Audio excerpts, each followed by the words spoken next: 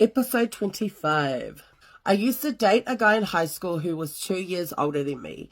At the time, I was still a virgin and never lost it to him because his B was never working and I was still very strong on waiting for marriage. Oh, that came in so strong. Well, after the breakup, I was just keen to let it all go and full of pettiness.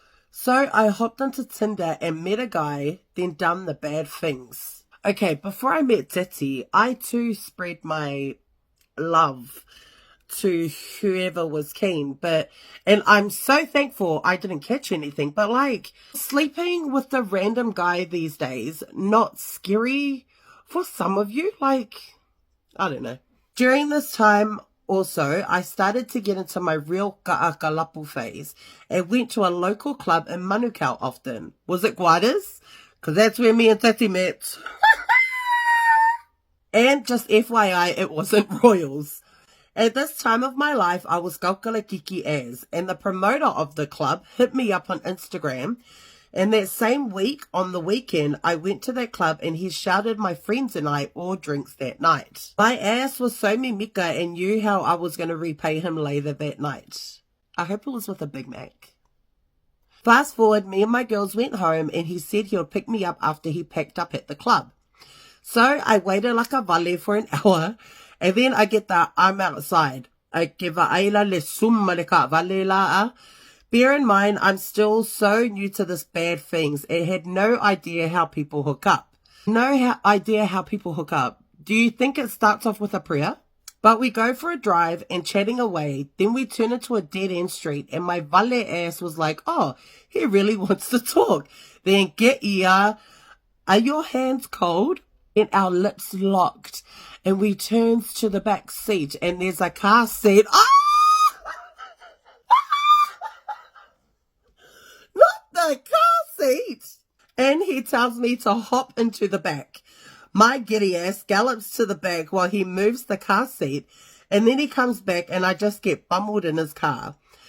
This then becomes an after the club thing for the next month. I always knew about his daughter because he would post her often, but said he split from the baby mama. Liar! Yeah, Leah, I moved to Melbourne and then I run into him at the mall and he walks out holding a little girl's hand with another girl pushing their pram. Then I went back to his Facebook and FBI found his fiancée who he had actually been with since high school. This then became a running theme for any DJ, bouncer, etc. I hooked up with. So let this be a lesson that sex is not the solution. Turn to God like a normal person. I think a normal person would go on a date first before freaking sleeping with someone and getting bumbled in the car with the car seats. Next, I was in my rebellious teenage phase, so I like to call it. I had a good friend who I'd even say was my best friend.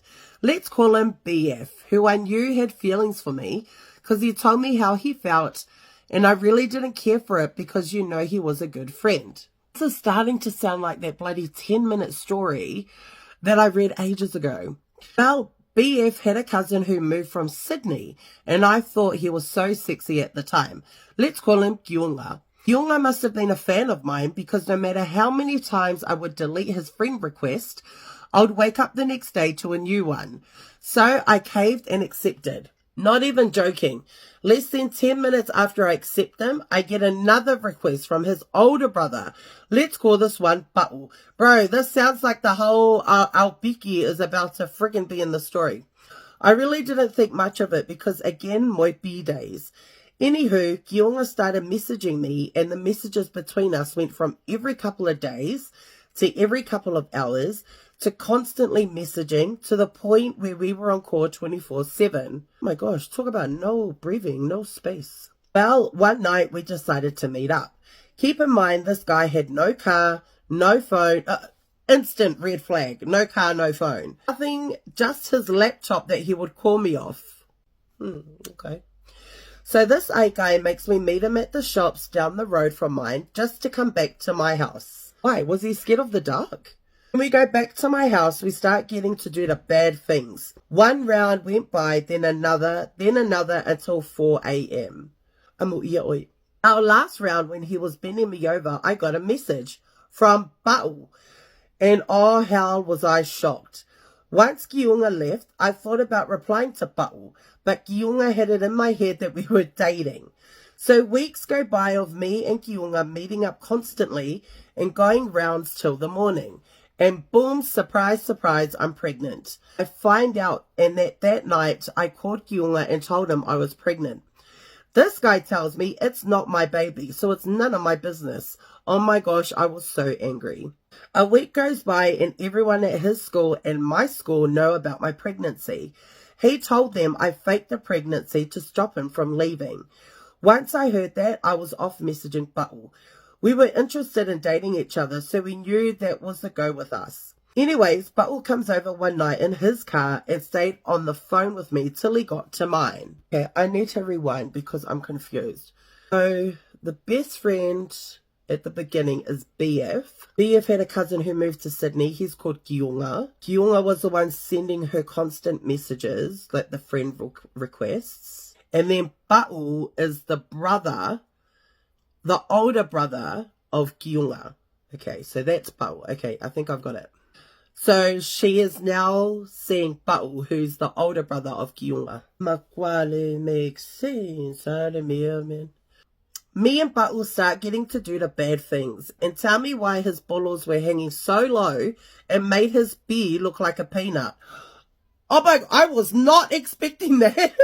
Well, just 2 rounds go by. That didn't even last 5 minutes. And we were lying in bed and my dumbass decides it's a smart idea to send a photo to Kiunga of me and Pa'u in bed.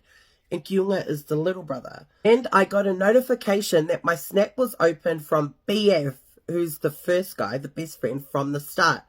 I sent him the photo. My heart dropped to my punani. BF ended up telling Kiunga, and I heard along the grapevine, that Kiunga had a go with Pa'u because of me, but I couldn't care less. A couple of weeks went by and Kiunga messaged me, begging to be with me, and he shouldn't have said what he said, but blocked was my reply. Definitely Aupiki. So many years have passed and I have a loving partner and my handsome kids, and Kiunga still tries to message me even though he's got 2 kids and a fiance. Is it wrong of me to want to play along with Kiunga's messages just for entertainment? What? Let me read that again. Is it wrong of me to want to play along with Kiunga's messages just for entertainment? Even though you've got a partner and a son, and kids, and he's got 2 kids and a fiance? Ele ai só vai ai.